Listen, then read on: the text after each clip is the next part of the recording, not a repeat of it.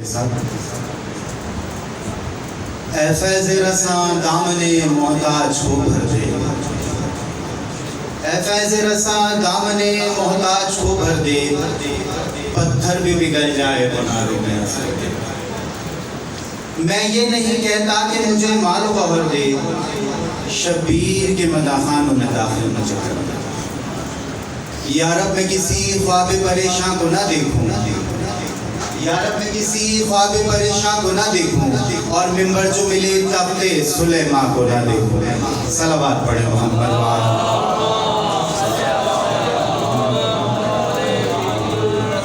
اعوذ باللہ من الشیطان اللعین الرجیم، بسم اللہ الرحمن الرحیم، الحمدللہ رب العالمین، الصلاۃ والسلام علی اشرف الانبیاء والمرسلین وخاتم النبیین سیدنا ونبینا وشفیع قلوب نفوسنا وحبیبنا مولانا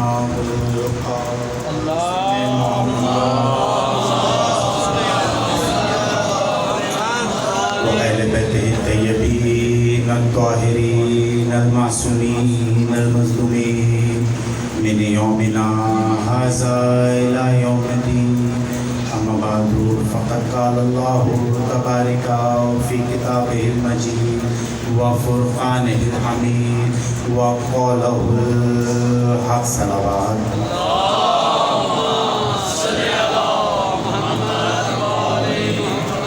حضرات سامعین محترم، تمام تعریفیں اس پروردگار عالم کے لیے کہ جو کہ تمام عالمین کا رب ہے، اور تمام درود و سلام محمد و آل محمد کے لیے۔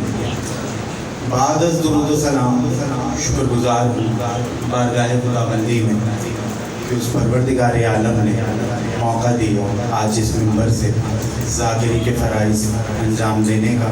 بہت اختصار کے ساتھ سماعتوں کا اندازہ اپنے اس شعر کے بعد کر لوں گا کہ اس کو کہے گا کون کہ روشن ضمیر ہے۔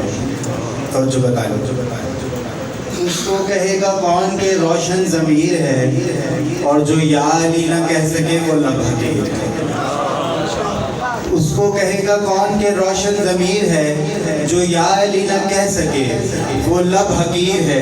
ارے حب علی کا ایک بھی ذرہ ہو جس کے پاس، حب علی کا ایک بھی ذرہ ہو جس کے پاس، وہ شخص کائنات میں سب سے امیر ہے۔ صلوات پڑھیں محمد وآلہ۔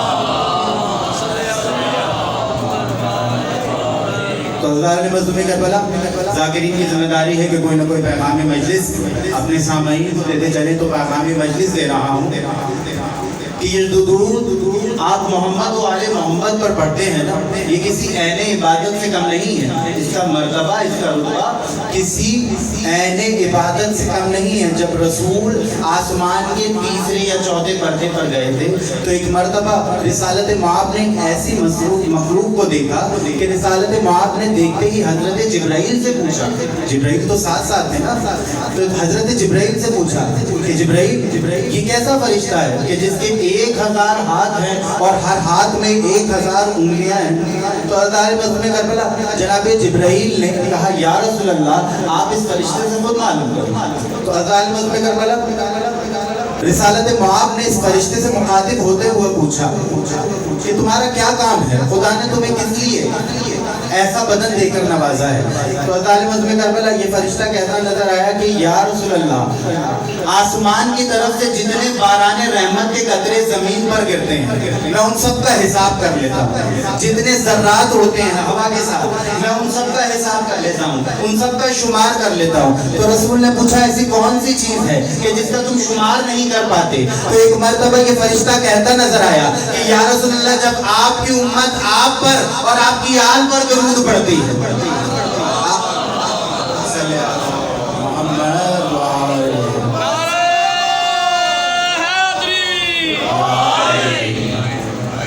یا رسول اللہ جب آپ کی امت آپ پر اور آپ کی آل پر درود پڑھتی ہے تو تو اس کا جو ثواب ہوتا ہے نا اس کو میں شمار نہیں کر پاتا. تو حضرت مظلوم کربلا امامت کے 8ویں تاجدار، درود کی فضیلت بیان کر رہا ہوں، امامت کے 8ویں تاجدار امام علی رضا علیہ السلام کی بارگاہ میں صلوات پڑھے محمد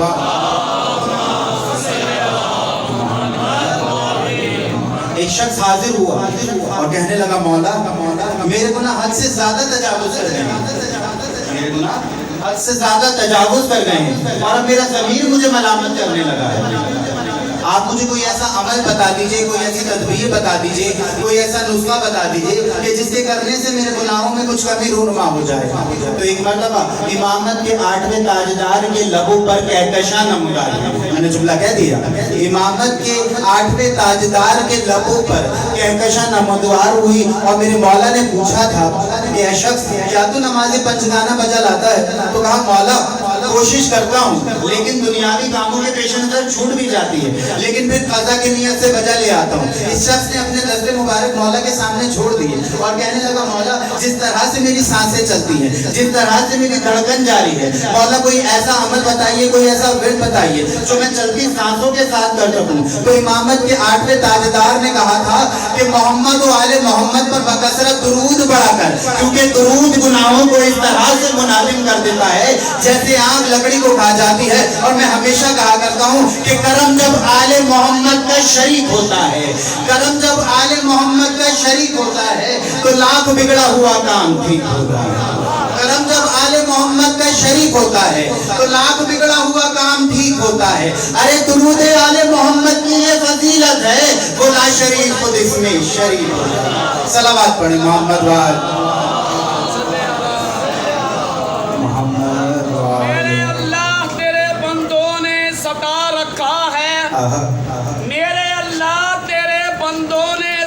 رکھا ہے اور خانہ اقصی کو بھی جلا رکھا ہے. اگر تجھ کو بچانا ہے اسلام اپنا تو بھیج اسے جسے پردے میں چھپا رکھا ہے. قاضی بلند سلوات.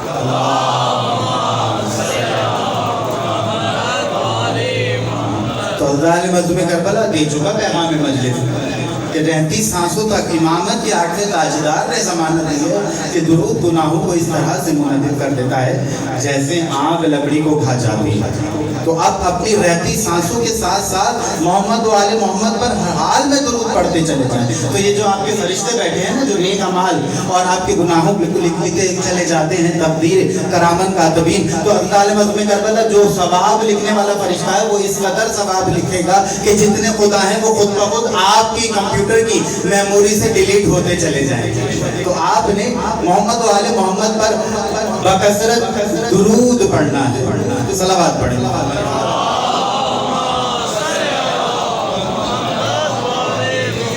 پیغام دے چکا. قرآن کی سب سے پہلی آیت، سب سے پہلی ہر سورہ کی ابتدا بسم اللہ الرحمن الرحیم. معصومین فرماتے ہیں کہ اس قدر عادت ثانی بنا لیں اس آیت کو پڑھنے کی کہ خود امام متقیان حضرت علی ابن ابی طالب علیہ السلام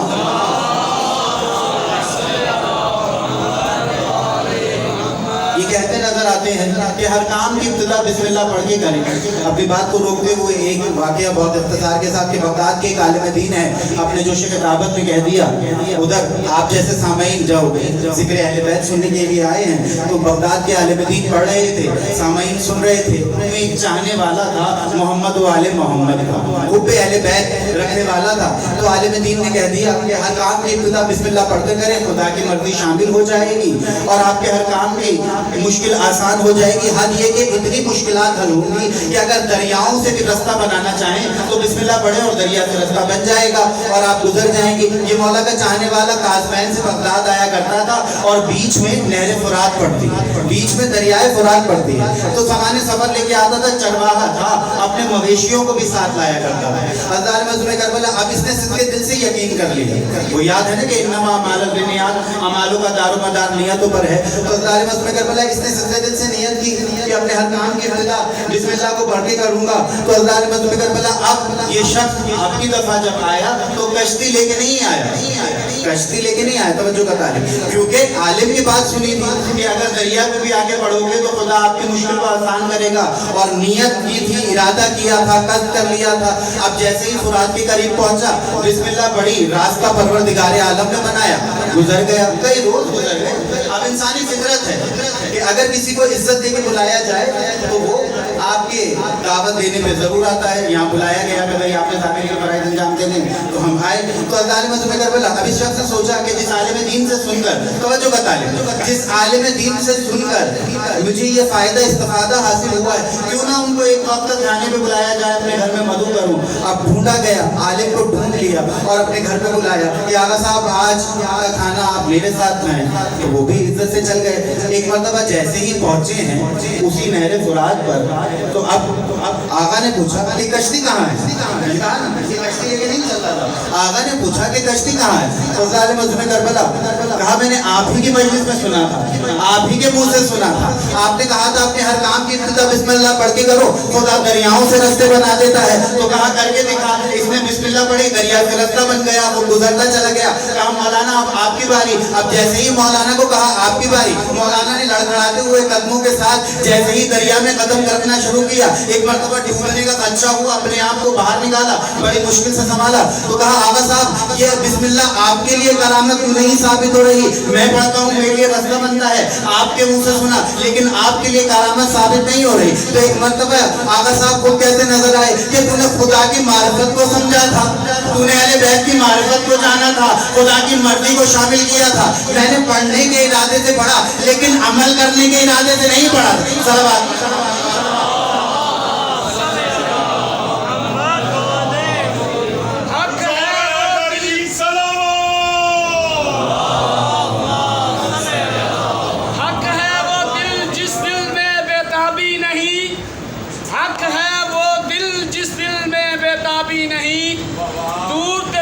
دور پانی سے ہو تو پھر وہ مرغابی نہیں, 5 دریاؤں کا پانی پی کر بھی پنجاب میں پنجتن سے ویر رکھے تو پھر وہ پنجابی نہیں. سالوار.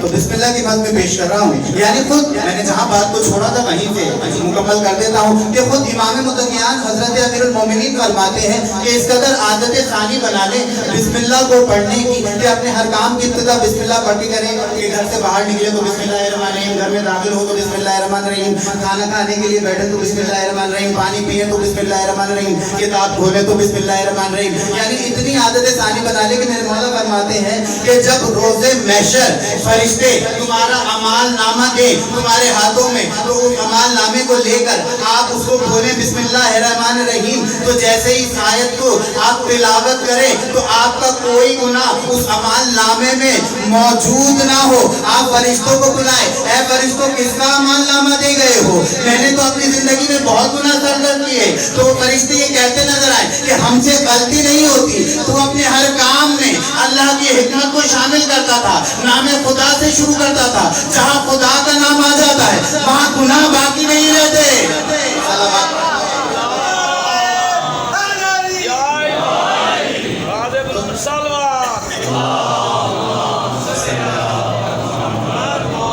علی اور ولی کے پسینے سے پھول بنتے ہیں, علی اور ولی کے پسینے سے پھول بنتے ہیں, اور انہی کے ہی نقش قدم سے اصول بنتے ہیں. ان کے باپ دادا کی ملکیت کو مت پوچھ, جن کے سوار خود رسول بنتے ہیں. باد بلند سالوار.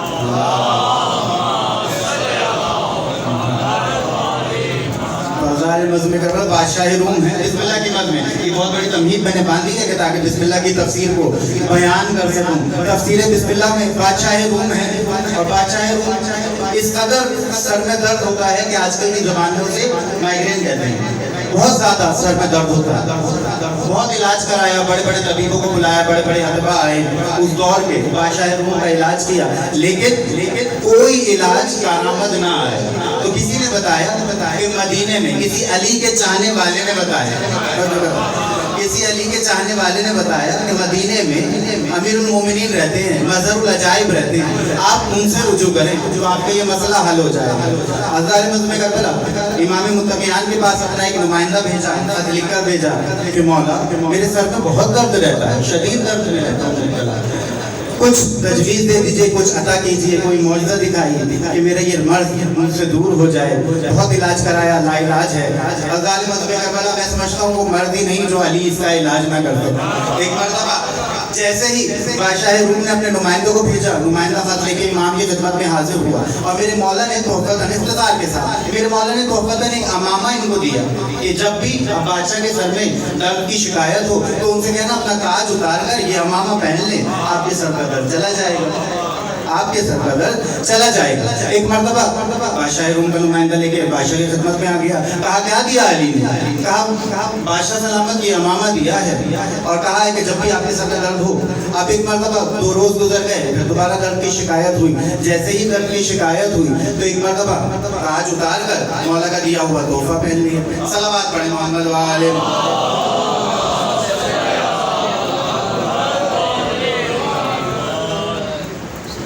ایک مرتبہ اور درود پڑھیں محمد۔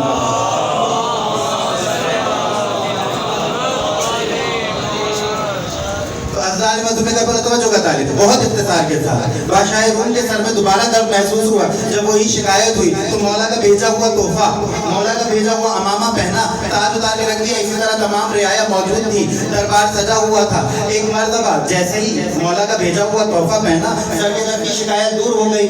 توجہ کا طالب سر کے درد کی شکایت دور ہو گئی۔ اب کئی روز گزر گئے، وہ طبیب جو بادشاہ روم کا علاج کر رہے تھے، اب ان میں تجسس ہوا کہ ہم کیوں نہ معلوم کریں کہ ایسا کون سا نمونہ، ایسا کون سا عجوبہ جو ہے وہ علی نے بھیج دیا کہ جس کے پہننے سے فوراً بادشاہ روم کے سر کا درد چلا گیا۔ تو حضرت مظلوم کربلا ریسرچ کے طور پر گزارش کی، بادشاہ سے ریکویسٹ کی کہ ہمیں یہ دیجیے امامہ تاکہ ہم معلوم کرنے کی کوشش کریں کہ ایسا اس امامے میں کون سا راز پوشیدہ ہے، کون سا راز پوشیدہ ہے۔ ایک مرتبہ بادشاہ نے پوری رعایا کے سامنے امامے کو اتار کے دے دیا۔ اب طبیبوں نے کھولنا شروع کیا، بہت عام سا کپڑا تھا، بہت عام سا دھاگا تھا۔ ایک مرتبہ طبیبوں نے جب کھول لیا، تمام امامے کو کھول لیا گیا تو آخر میں ایک پرچی برآمد ہوئی۔ اس پرچی پر لکھا ہوا تھا بسم اللہ الرحمن الرحیم۔ پرچی برآمد ہوئی، پرچی پر لکھا ہوا تھا بسم اللہ الرحمن الرحیم۔ اب بہت سے چاہنے والے تھے، کہنے لگے کہ یہ تو صرف بسم اللہ ہے، یہ تو صرف بسم اللہ ہے، اس کے سے آپ کا سر میں درد کیسے چلا جاتا ہے؟ ارے میں یہاں ان کے علم میں اضافہ کرتا چلوں، بسم اللہ کی معرفت کو سمجھنا ہے، اور اگر بائے بسم اللہ کا نقطہ خود اپنے ہاتھوں سے بسم اللہ لکھ کے دے،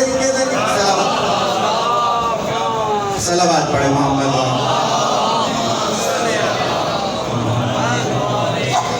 حضرت مظلوم کربلا میں بیان کرتا چلا جاؤں، آپ سنتے چلے جائیں۔ میں ہمیشہ کہا کرتا ہوں مولا کائنات حضرت علی ابن ابی طالب علیہ السلام کی فضائل کی معراج اتنی ہے، میری زندگی چھوٹی ہے لیکن میرے مولا کے فضائل میں اتنی سی بھی کمی نہ ہو، جس کے لیے خود میں نے ذاکرین سے سنا ہے کہ سفر طویل ہے راہ نجات چھوٹی ہے، سفر طویل ہے راہ نجات چھوٹی ہے، علی کا ذکر بڑا ہے حیات چھوٹی ہے۔ ارے علی کو کیسے نہ میں مولا کائنات کہوں، بڑا ہے نام علی کائنات چھوٹی۔ تو جسارت نہیں رکھتا امام کائنات کے فضائل بیان کرنے کی۔ آج یوم شہادت جناب سکینہ سلام اللہ علیہا ہے، تو حضرت مظلوم کربلا آج پرسہ دینا ہے جناب سید مظلوم کو۔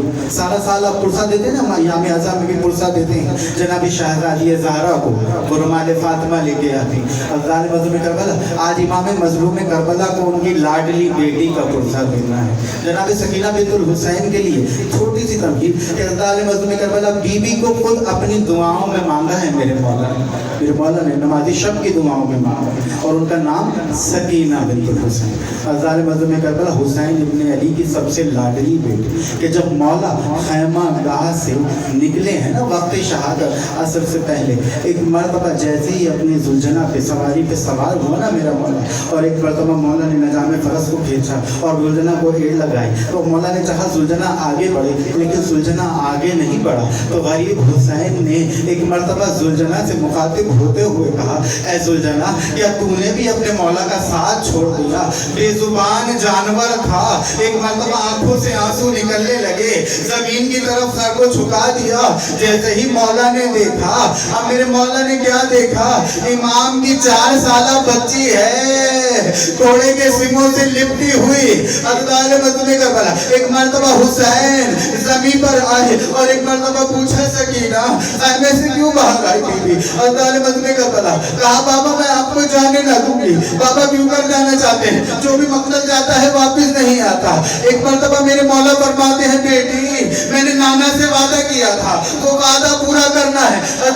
करबला कहा बाबा मैंने आपसे सुना है इस्लाम में बेटियों का भी हक है, इस्लाम में बेटों का भी हक है। आप अली अकबर को अपने साथ ले गए, अली असगर को अपने साथ ले गए। बाबा मेरे हिस्से में क्या आया? करीब हुसैन ने जमीन करबला की खाक उठाई, सकीना के सर में डाल दी। बीबी आपके हिस्से में असीरी आई है, आपके हिस्से में यतीमी आई है। करबला एक मर्तबा शहजादी सकीना ने पूछा बाबा आपने ये क्या किया? बाबा यतीम कौन होते हैं? करीब हुसैन शहादत हुसैन के बाद जब शिविर का पहला तमाचा सकीना को लगाना, एक मर्तबा हमीद इब्ने मुस्लिम कहता है बीबी ने कहा बाबा यकीन हो गया कि आज सकीना यतीम हो गई, आज सकीना यतीम हो गई। कभी आपने 3.5 बरस के बच्चों को बेहोश होते देखा है? सारा दिन नाहिया में मेरा वक्त का इमाम फरमाता है मेरा सलाम हो उन रुखसारों पर जिनकी रंगत करबला से कूफा से शाम तक तब्दील होती रही। ना जाने कितने तमाचे शिविर ने लगाए कि बीबी बेहोश हो गई।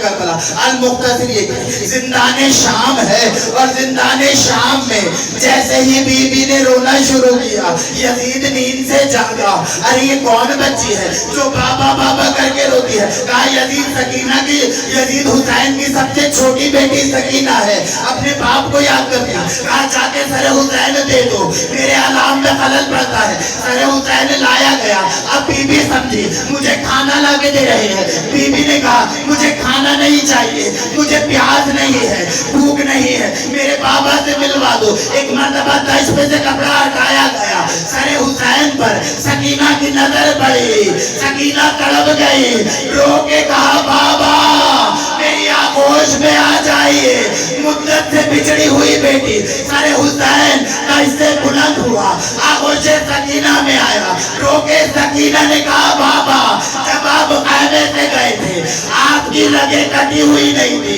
बाबा आपका गला कट गया, रगे कट गए, बाबा मेरे गोशवारे छीने गए, बाबा मुझे तमाचे मारे गए, बाबा एक रतन में 12 गले।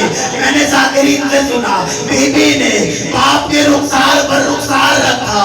एक मर्तबा आकाजादी ने आंखें बंद की, जमीन पर गिर गई, ज़ैनब ने शाना हिलाया, सकीना जागिए।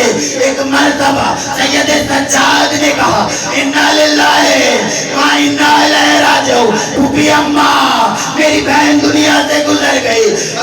में करबला आपने कभी जिंदानों में कब्रें बंदी देखी है? मेरी बीबी छोटी सी कब्र है जिंदान में, सैयद सज्जाद ने कब्र बनाई, उसी मुर्दे को कब्र